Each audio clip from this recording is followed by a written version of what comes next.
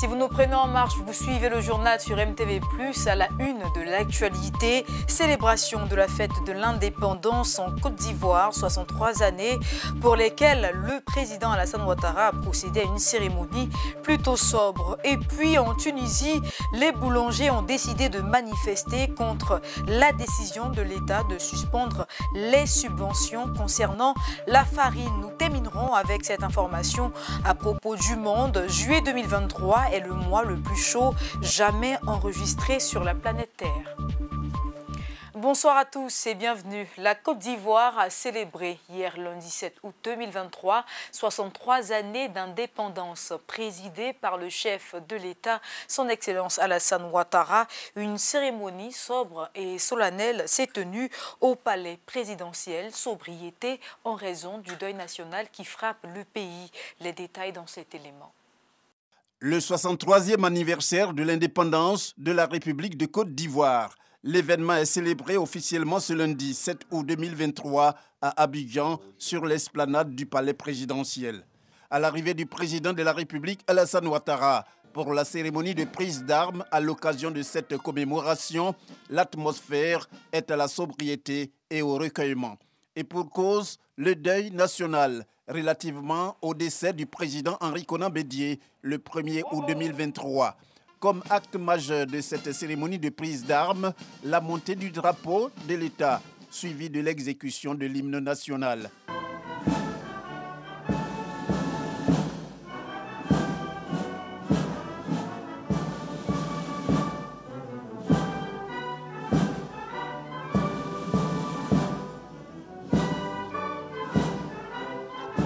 Après la Bignonnaise, le drapeau national est remis à Mima pour tenir compte de la période de deuil national décrétée par le chef de l'État qui exige sa mise en berne.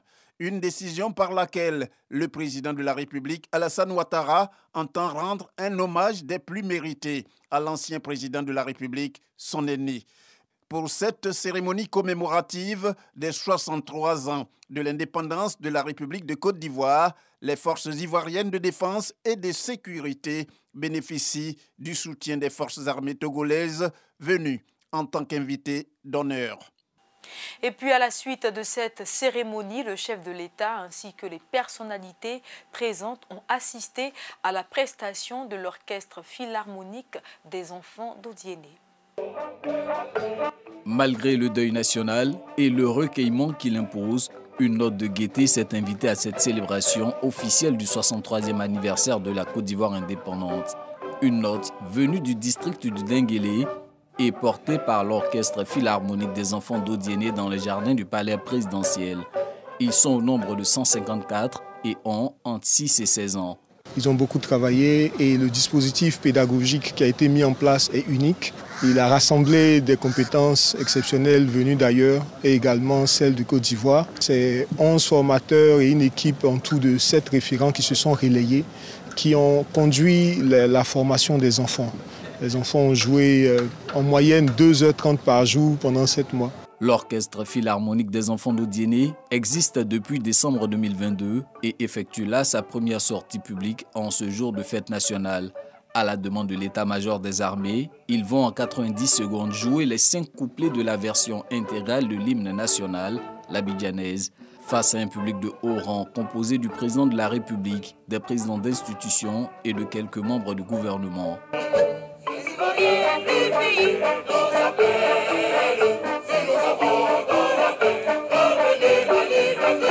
Pour la circonstance, le chœur des armées accompagne les enfants d'Odiéné et se charge d'entonner les 5 refrains de la version intégrale de l'abidjanaise.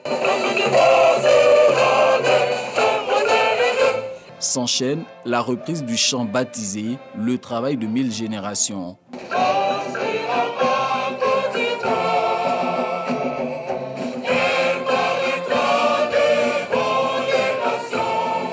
Aucune ovation de la part de ce public de prestige en raison des dispositions protocolaires qu'exige le deuil national.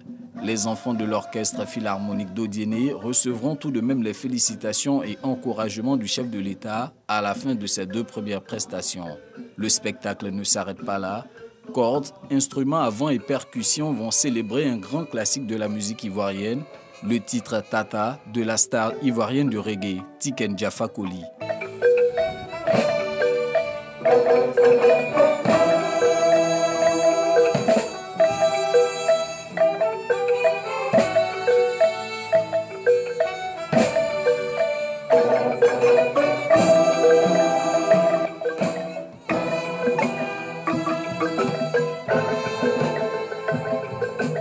Après seulement 7 mois de formation, le Philharmonique des enfants d'Odiéné réussit sa première sortie. Cet orchestre existe par la volonté du ministre Maître Adama Kamara. Sa vision, c'est déjà que les enfants d'Odiéné soient excellents dans la vie et à travers la musique, que cette musique-là puisse apporter un plus dans leur vie. Le duo formé avec le Chœur des Armées pour cette prestation cadre avec le thème choisi pour cette commémoration de l'an 63 de l'indépendance de la Côte d'Ivoire, à savoir jeunesse ivoirienne et forces de défense et de sécurité pour l'engagement civique et la responsabilité citoyenne. Et puis au Maroc, grâce à un investissement de 82,4 millions de dirhams, la ville de Guersif se dotera d'une nouvelle unité d'industrie de textile s'étalant sur une superficie de plus de 2 hectares. Ce projet a été approuvé lors de la 2e commission nationale des investissements qui s'est tenue sous la présidence du chef du gouvernement Aziz Akanouche et pourrait générer 350 emplois directs. Les détails dans cet élément. Le groupe Vendi investit 82,4 millions de dirhams pour la construction d'une nouvelle unité de textile à Guersif, région de l'Oriental, au nord-est du Maroc. Ce projet, qui permettra de générer 350 emplois directs, a été approuvé lors de la 2e commission nationale des investissements qui s'est réunie le 20 juillet dernier à Rabat sous la présidence du chef du gouvernement Aziz Akanouche. L'investissement de 82,4 millions de dirhams pour la construction d'une nouvelle usine à Guersif au Maroc permettra la création de 350 emplois et redynamisera l'industrie textile au Maroc. Le Maroc est un acteur très important dans le domaine du textile à l'heure actuelle, puisque beaucoup de produits, effectivement, qui sont exportés à travers le monde proviennent du Maroc et de la Tunisie. Repartie sur une superficie de plus de 2 hectares, cette unité fabriquera des vêtements pour les marchés hommes, femmes et enfants en utilisant de nouvelles techniques et des machines de pointe auprès du Centre régional d'investissement de l'Oriental. Le Maroc, par son dynamisme économique, est en train de s'affirmer comme un acteur incontournable dans la scène économique africaine et puis mondiale. Donc il faudra encourager le royaume chérifien à aller de l'avant, à créer beaucoup d'emplois pour que la jeunesse marocaine puisse s'épanouir dans son propre pays. Notons qu'en mai dernier, la région de l'Oriental avait décroché 3 projets d'investissement pour un montant global de 1,94 milliard de dirhams sur les 17 projets approuvés lors de la tenue de la première commission nationale des investissements. Quelques 1611 emplois directs et 9325 emplois indirects sont attendus de ces 3 nouveaux projets qui concernent le secteur de l'industrie, notamment le textile, de maison, la fabrication de pales à l'éolienne et la valorisation de sous-produits miniers pour la production des matériaux BTP. Nous disions au titre, le gouvernement tunisien a mis fin à la subvention sur la farine dans le pays. Une situation qui fait réagir les boulangers qui ont décidé de fermer pour manifester leur mécontentement. Les détails dans cet élément. Des boulangers tunisiens amers contre la réduction des subventions gouvernementales. Ils ont manifesté lundi devant le siège du ministère du Commerce dans la capitale Tunis. Plus de 1500 boulangeries ont mis la clé sous le paillasson suite à la décision du gouvernement d'interrompre leur approvisionnement en farine subventionnée. Aujourd'hui, nous faisons un sit-in parce qu'on nous interdit d'exercer notre activité. Nos entreprises sont fermées. Les gens que vous voyez aujourd'hui n'ont pas travaillé depuis une semaine. Les boulangeries modernes éprouvent des difficultés pour s'approvisionner en farine face à leur refus de produire la baguette subventionnée vendue 0,13 centimes d'euros. Nous voulons pouvoir nous approvisionner en farine comme toutes les boulangeries. Je suis ici parce que nous n'avons pas de revenus. 1500 boulangeries sont fermées et leurs propriétaires risquent la prison car ils ne peuvent plus payer leur loyer et leurs dettes. 1500 boulangeries employant chacune 6 à 7 travailleurs. Tous se retrouvent au chômage et sans abri. Dans le viseur de l'État, les boulangeries dites non classées sont accusées de jouer à la spéculation. Selon la Banque africaine de développement, les perspectives de croissance du PIB de la région ouest africaine sont positives et devraient augmenter légèrement pour atteindre 3,9% en 2023 et 4,2% en 2024 en raison du dynamisme des secteurs de l'agriculture, de l'industrie et des services, entre autres. À noter que la croissance économique de l'Afrique de l'Ouest s'est estimée à 3,8% en 2022. Alors que la sous-région ouest africaine a connu un ralentissement de sa croissance économique en 2022, se situant à 3,8% contre 4,4% en 2021, les perspectives économiques de la zone pour l'année 2023 sont plutôt prometteuses. Les conclusions du nouveau rapport de la Banque africaine de développement révèlent une légère augmentation de la croissance des économies ouest-africaines qui devrait atteindre 3,9% en 2023 et 4,2% en 2024.